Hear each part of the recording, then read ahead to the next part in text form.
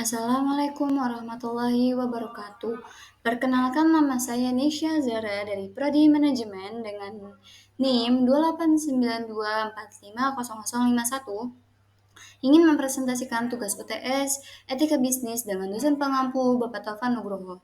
Selanjutnya berisikan daftar isi di mana terdapat pembahasan-pembahasan yang akan dibahas pada presentasi kali ini.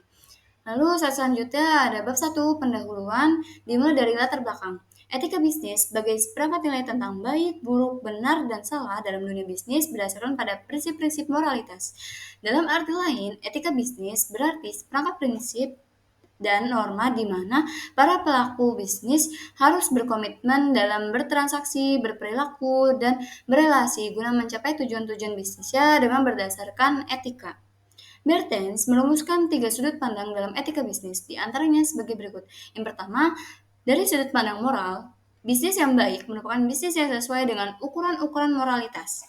Lalu yang kedua, dari sudut pandang ekonomi, bisnis yang baik merupakan bisnis yang menghasilkan keuntungan tanpa merugikan orang lain.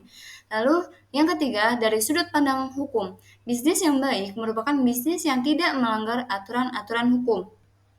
Lalu ke slide selanjutnya ada sasaran dan ruang lingkup etika bisnis. Yang pertama, etika bisnis sebagai etika profesi.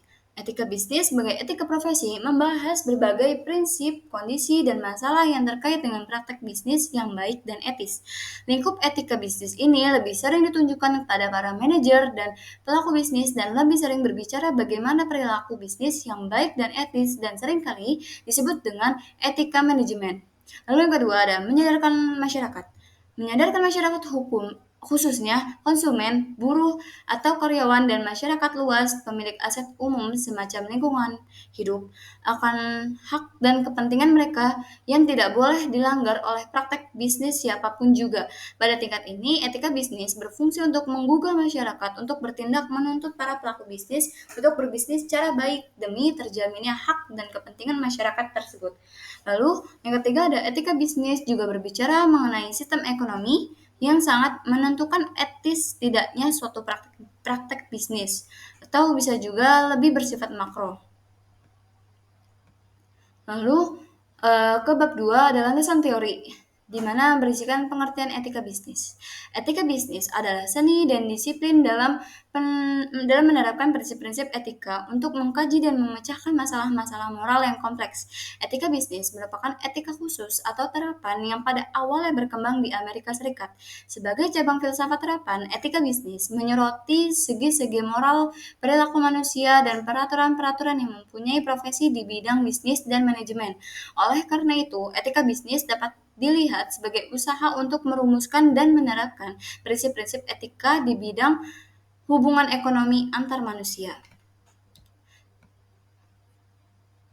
Secara terperinci, Richard T. De George menyebutkan bahwa etika bisnis menyangkut empat kegiatan sebagai berikut.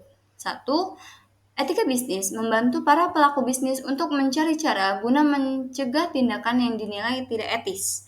Lalu yang kedua, etika bisnis juga tidak hanya menyangkut penerapan prinsip-prinsip etika pada dunia bisnis, tapi juga mata etika. Dalam hubungan ini, etika bisnis mengkaji apakah perilaku yang dinilai etis pada individu juga dapat berlaku pada organisasi atau perusahaan bisnis. Selanjutnya, etika bisnis menyoroti apakah perusahaan mempunyai tanggung jawab sosial atau tidak. Lalu yang ketiga ada bidang telaah etika bisnis menyangkut pandangan mengenai bisnis. Dalam hal ini, etika bisnis mengkaji moralitas sistem ekonomi pada umumnya dan sistem ekonomi publik pada khususnya. Misalnya, masalah keadilan sosial, hak milik, dan persaingan. Lalu yang keempat, etika bisnis juga menyentuh bidang yang sangat makro, seperti operasi perusahaan multinasional, jaringan konglomerat internasional, dan lain-lain. Lalu ada teori-teori etika bisnis. Teori yang pertama ada teori keutamaan. Tentang keutamaan memandang bagaimana seorang bersikap, perilaku atau sikap baik seseorang akan menciptakan watak dan karakter yang baik secara moral juga. Lalu yang kedua ada teori hak. Teori hak berbicara mengenai sesuatu yang pantas dan harus didapatkan oleh seorang individu. Sehingga jika dilihat dari segi bisnis, segala keputusan yang diambil perusahaan tidak boleh melanggar hak seseorang. Lalu Teori selanjutnya ada teori deontologi. Teori deontologi dalam etika bisnis menekankan tentang kewajiban seseorang untuk berperilaku sesuai dengan tanggung jawab yang diberikan. Lalu ada yang keempat, teori teleologi. Kata teleologi berasal dari bahasa Yunani, yaitu telos, yang berarti tujuan atau akhir. Teori ini menganggap bisnis etis adalah yang berhasil menciptakan keseimbangan dengan baik hingga pada tujuan terakhir berdasarkan konsep kebaikan. Lalu ada pendekatan stakeholder.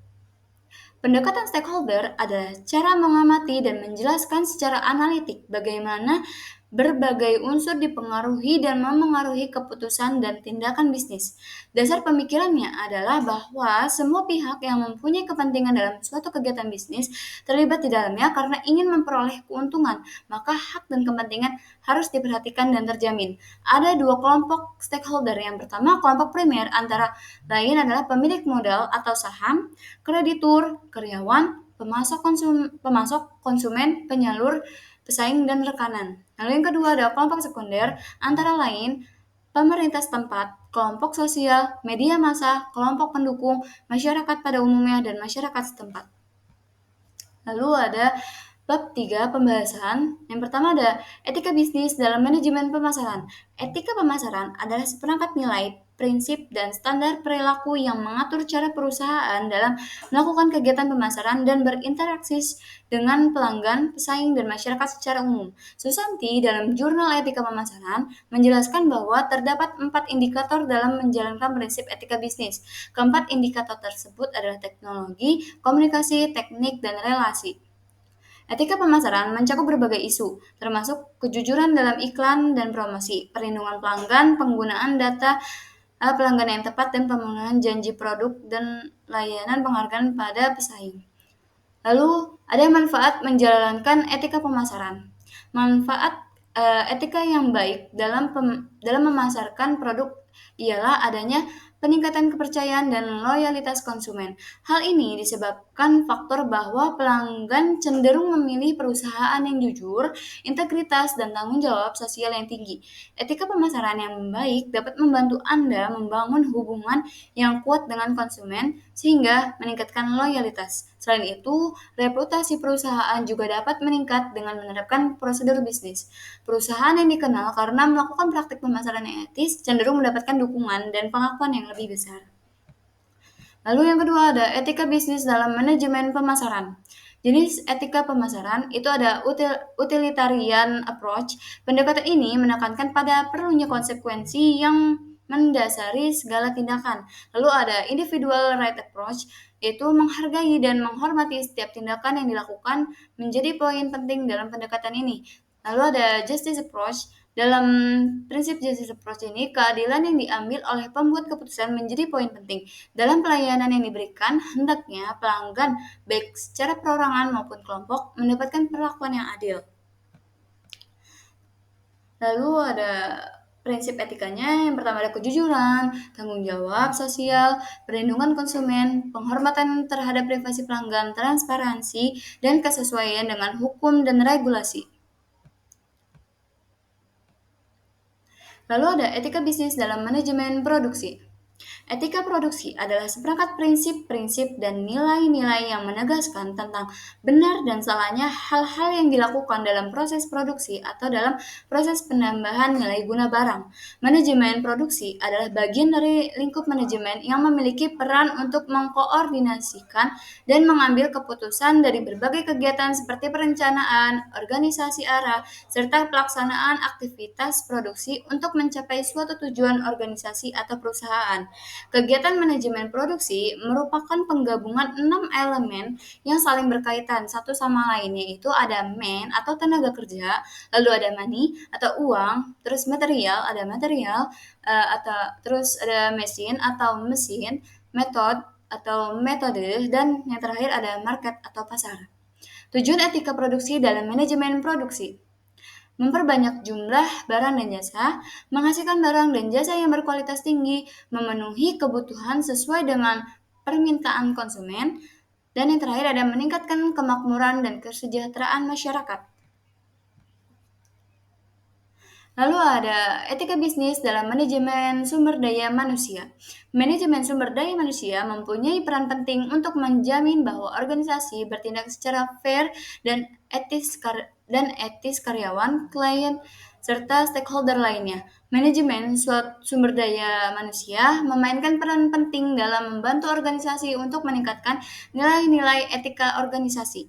Manajemen merupakan mendorong organisasi dalam usaha melatih karyawan agar mempunyai etika bisnis yang sesuai dengan organisasi, sehingga tindakan kurang etis dapat dicegah. Fungsi manajemen sumber daya manusia adalah melindungi organisasi dari tindakan yang tidak etis dari karyawan.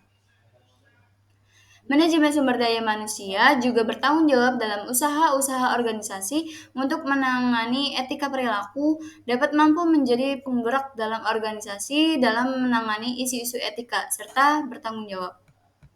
Lalu yang selanjutnya ada etika utilitarianisme.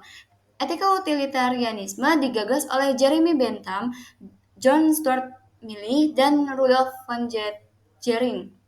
Teori ini merupakan reaksi terhadap konsepsi hukum alam pada abad ke-18 dan ke-19. Dalam dunia bisnis, teori utilitarianisme digunakan untuk mempertimbangkan pengambilan keputusan, kebijakan, dan tindakan. Teori ini juga digunakan untuk mengevaluasi keputusan, kebijakan, dan tindakan yang sudah dilakukan. Utilitarianisme berpendapat bahwa pilihan yang paling etis adalah pilihan yang akan menghasilkan kebaikan terbesar bagi jumlah terbesar.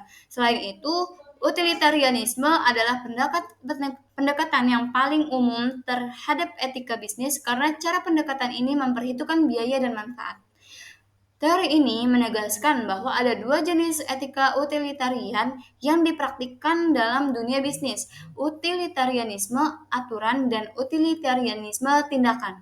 Utilitarianisme aturan membantu sebanyak mungkin orang dengan menggunakan metode yang paling adil.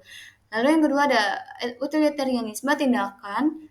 Utilitarianisme tindakan menjadi tindakan paling etis yang mungkin dilakukan demi kemanfaatan masyarakat. Karena ideologinya memperjuangkan kebaikan terbesar bagi jumlah terbesar, bisnis yang bertindak berdasarkan prinsip utilitarianisme seharusnya meningkatkan kesejahteraan orang lain. Namun, dalam praktiknya, utilitarianisme dapat menyebabkan keserakahan dan persaingan yang dapat merusak kebaikan sosial. Oke, selanjutnya ada bab 4, ada kesimpulan dan saran. Kesimpulannya, etika bisnis adalah pedoman bagi para pelaku bisnis yang berdasarkan pada prinsip moralitas. Etika bisnis diterapkan guna bisnis yang dijalankan sesuai dengan yang mereka tuju dan dapat membangun kepercayaan para karyawan dan masyarakat luas.